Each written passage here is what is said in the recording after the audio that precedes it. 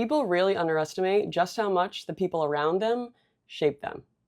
You think that you're just being loyal, having fun, being outside, just going through a phase. Meanwhile, slowly, their chaos becomes your normal. Let's get into it.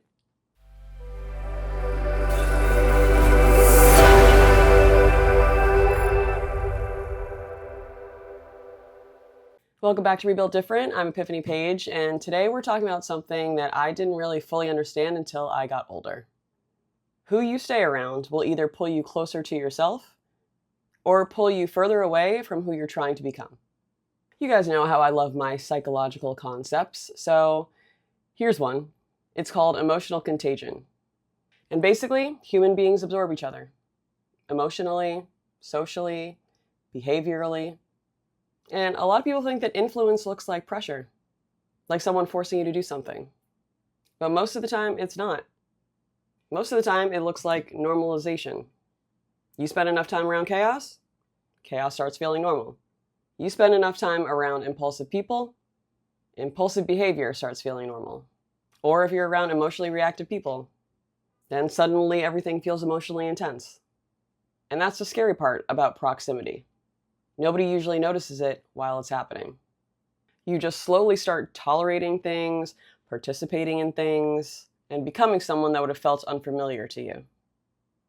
And I experienced this firsthand in one of my relationships in my 20s. We were friends for years, and looking back now, we brought out the absolute worst and most insecure parts of each other. Every single weekend was a story. There was something chaotic, something reckless, something emotionally exhausting. And I think everyone knows that one fuck it friend. And if you don't have one now, then you've definitely had one before. The friend where every hangout turns into some sort of disaster. A story, a blackout, an argument, some sort of drama that you just got roped into by association. And when you're younger, honestly, it can feel fun. College is chaos. Your 20s are chaos. They're supposed to be. And we know that reality TV loves romanticizing this sort of dynamic. Like Jersey Shore, which was honestly one of my favorite shows when I was in college. An entire house full of people who are constantly adapting to each other's partying, impulsiveness, emotional reactions, and dysfunction in real time. And when you're younger, of course that energy feels exciting. It's like we're living, we're outside, we're making memories. Meanwhile, your nervous system is adapting to instability and calling it a personality. And for me personally, over time, I became less focused, more impulsive, less grounded, less like myself. Not because those traits didn't exist in me at all, but because I stopped separating myself from the environment that I was in. And I think that's where it becomes a problem. Not when you go through chaotic phases, not when you make mistakes, not when life gets messy. It becomes a problem when you lose the ability to separate you from the environment. Because eventually I stopped operating from my own standards and started operating from whatever the environment normalized. And that's how people drift. Not overnight, but little by little.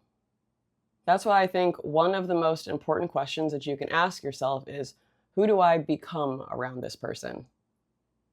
Not, are they fun? Do we have history?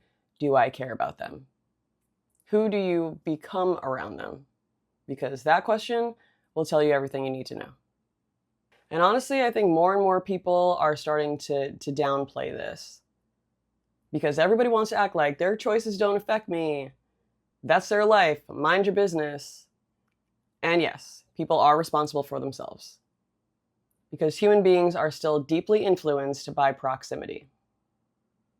You cannot stay deeply connected to dysfunction for years and expect it to have zero effect on your nervous system, your identity, and your choices. That's not how people work.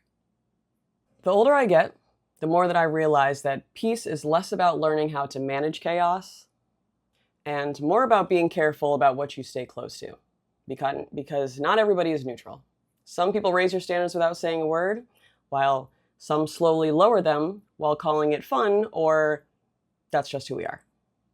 So the real question isn't just who you love, it's who you stay around long enough to let shape you. All right, guys, that's been another episode of Rebuild Different. Thanks so much for watching. If this resonated with you, send it to someone who needs it, or just sit with it yourself. And I'll see you guys next week.